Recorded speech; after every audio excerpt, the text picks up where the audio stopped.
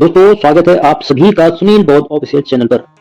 तो दोस्तों जैसे कि आप सभी लोग जानते हैं बाबा साहब भीमराव अंबेडकर जी हिंदू धर्म में ही पैदा हुए थे, वह भी पहले हिंदू ही थे।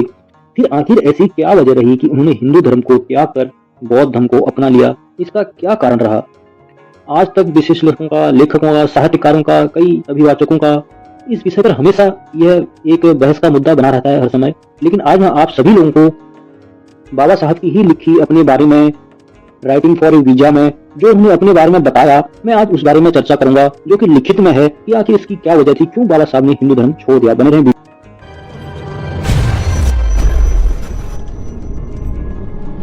दोस्तों आज हम आपको बताएंगे कि आखिर बाबा साहब ने हिंदू धर्म को क्यों छोड़ दिया, आखिर बाबा साहब अंबेडकर जी की ऐसी क्या मजबूरी रही कि उन्होंने हिंदू धर्म को त्याग दिया।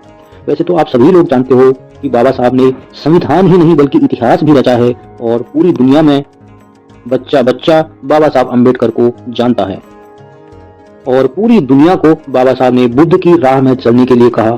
आखिर इसकी क्या वजह रही? बने रहें वीडियो पर। साथियों बात है 14 अप्रैल 1891 की, जब बाबा साहब हिंदू समाज में जन्म लिए थे और वह एक हिंदू थे। और वहीं 14 अक्टूबर 1956 को बाबा साहब अंबेडकर जी ने हिंदू धर्म को त्याग दिया था और बुद्ध की शरण पर चले गए।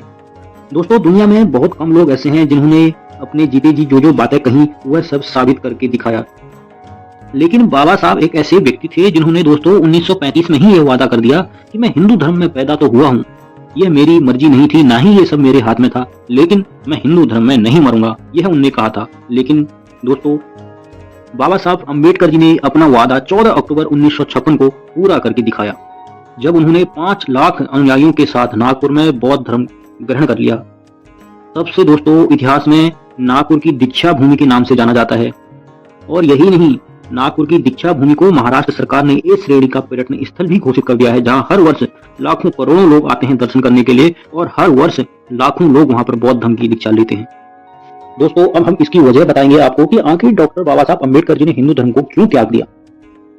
दोस्तों बाबा साहब डॉक्टर अंबेडकर ने हिंदू धर्म क्यों त्यागा, इन सब का उत्तर जानने के लिए हमको उनकी परिस्थितियों को समझना होगा, पहले उनकी कहानियों को समझना होगा जो सच के आधारित है, जिस कारण बाबा साहब अंबेडकर जी ने हिंदू धर्म को त्याग दिया था और बौद्ध धर्म अपना लिया। दोस्तों जब भीमराव अंबेडकर जी स्कूल जाने लायक हो गए तब उनको स्कूल भेजा गया। बाबा साहब को जहाँ पर अन्य जाति के लोग यानी कि ब्राह्मण जाति के लोग जहाँ पर जूते चप्पलों को खोलते थे उनको वहां पर बैठने की इजाजत थी। उन्होंने अपनी शिक्षा वहीं से स्टार्ट की, वहीं से शुरू की और तब से ही उनको यह जातिवाद का दंश जो है झेलना पड़ा।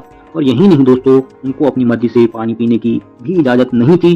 वो जब भी पानी पीना चाहें तो कोई ब्राह्मण या कोई क्षत्रिय व्यक्ति अगर पानी के नल के पास जाए, उनको पानी उनकी हथेली में दूर से डाले तभी वो पानी पी सकते थे, अन्यथा उनको बीच में प्यास लगती थी। तो कई बार ऐसा होता था कि कोई भी बच्चे उनसे चिढ़ने के चलते वो जाते नहीं थे नल के पास और बाबा साहब प्यासे ही अपने घर चले जाते थे और घर जाकर ही वह पानी पीते थे। दोस्तों एक बार उनसे गलती हो गई कि उन्होंने किसी से भी पानी नहीं मांगा और जाकर नल से पानी पी लिया। तभी सभी छात्रों ने और वहाँ के टीचरों ने मिलकर उनको पीटा भी। तब से उनके साथ फिर ज्यादा भेदभाव करने लगे, उनको अपने आसपास भी नहीं बैठने देते थे और उनको काफी दूर बैठाया जाता था। जब स्कूल में बेंच का प्रबंध किया गया तो दोस्तों उस समय भी भीमराव और उनके बड़े भाई आनंद राव को जमीन पर अपने घर से चटाई लाकर उसमें बैठना पड़ता था।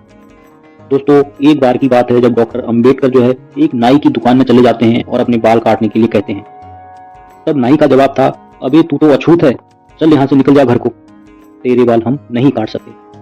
और यह बात सुनकर भीमराव को रोना आ गया और वह रोते रोते हुए अपने घर चले गए।